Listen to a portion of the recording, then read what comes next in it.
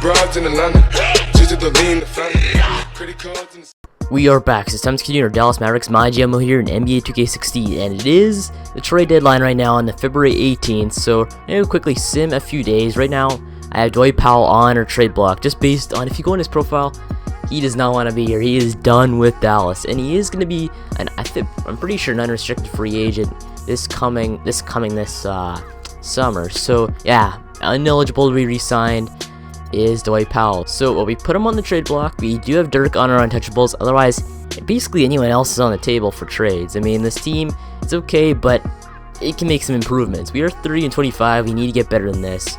And the only reason why I kind of want to make the playoffs this year is I do not want the team that has our pick. I don't even know who has our pick. Probably Celtics, because they have every single bad team's pick. But I do not want them in order to get a good pick out of us, like a lottery pick. So I want to make the playoffs, and we do have a good shot. We're 4th in the conference at a 30-25 record. So we do have a shot at making the playoffs in the Western Conference.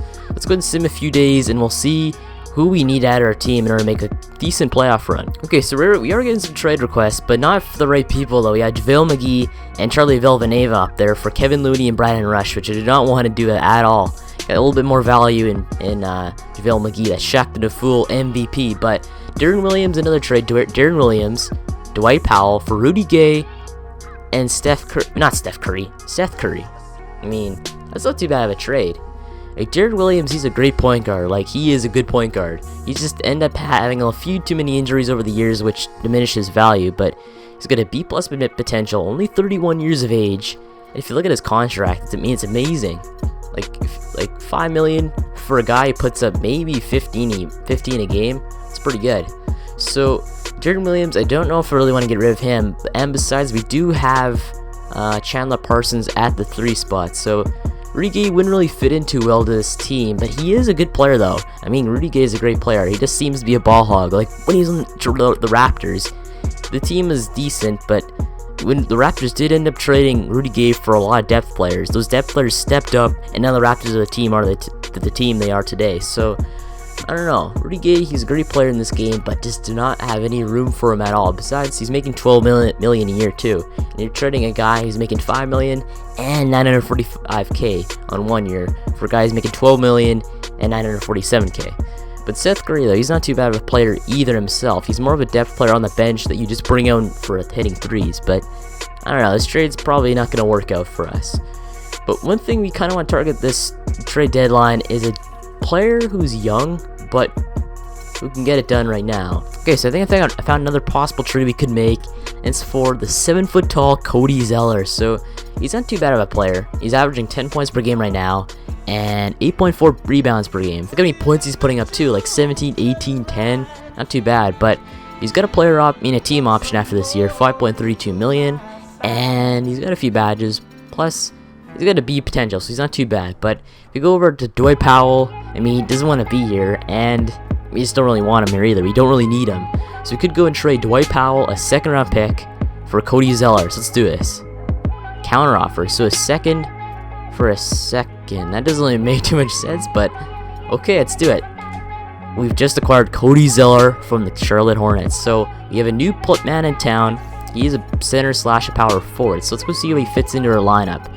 So looks like he'd be starting center over top of Zaza Pachulia and JaVale McGee. So let's go stacked our benches now. We got Deron Williams, Avery Bradley, Chandler Parsons, Dirk Nowitzki, Cody Zeller, Zaza Pachulia, Raymond Felton, Gigi Barea, and JaVale McGee. So we could go and just get rid of Allen Anderson. He's making $4 million. We can go get some value out of him. So 71 overall. He's a decent 3-point shooter. So let's see what we can get. So I don't want anything involving any of your picks. So what could we get? We can get Seth Curry just straight up. Of course I'll do that. Easy. So we do acquire Seth Curry out of this. So that's great. Exactly what I wanted. So we do upgrade a downgraded salary. We upgrade in talent. So that's amazing. So now I got Seth Curry on the team. And then we got Cody Zeller. So I'd say it's a pretty successful trade deadline. We get the pieces we needed. We need a little bit of bench player, and we got our true center, I guess, because Zaza's not that great. And now we got Cody Zeller. So our team looks like it might be good enough in order to go and make the playoffs. So Team Intel, let's go check out who's on the trade block though. Just see if there's anyone good on the trade block. We do have Tibor Police. Don't really want him. Kyle Korver, the 3-point master. Thabo Cephalosha, Mike Conley, Zach Randolph, not too bad. Jamal Crawford, 6th man of the year last year. Paul Pierce, the truth. RJ Hunter, okay. Kevin Love's on the trade block. So Kevin Love on the trade block. It's kind of weird, but then you got Tristan Thompson, Amon Shumpert, Mike Dunleavy, Greg Monroe's on the trade block, okay. Merson Gortat, Andrew Bogut, Andre Iguodala, so that's pretty good. Andre Iguodala could be a guy we can acquire.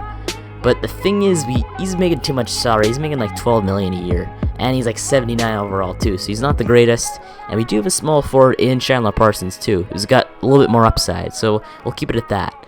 Anyone else though? We got Kevin Garnett, Serge Ibaka, Tony Parker, Patty Mills, Danny Green, Why is Kyle Lowry on there? Can someone tell me why?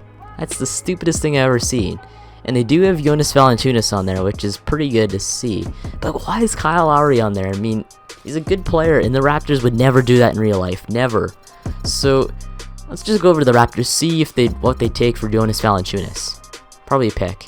Yeah, Washington's pick and Zaza. I don't really want to do that, because we can get like a Ben Simmons type player from this draft. So, I don't know if I want to do that. Besides, we could be able to find a good center by then.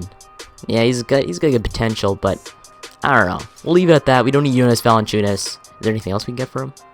Cody Zeller? Yeah, I'm not doing that. Okay. But one player we could try and acquire, though, is Norman Powell, though. He is so good in real life. He just made the Summer League All-Stars, so that's pretty good. But I don't want to trade any of these players, though. That's the thing. Don't want to trade any of these players, including our first-round pick. Oh yeah, speaking of first-round picks, let's go check them out, see where they're at. So, okay, so where are we at? So, looks like we're in 5th spot with the Wizards pick. The Lakers are the worst. The 76ers are the second worst. Look at the Knicks and the Suns.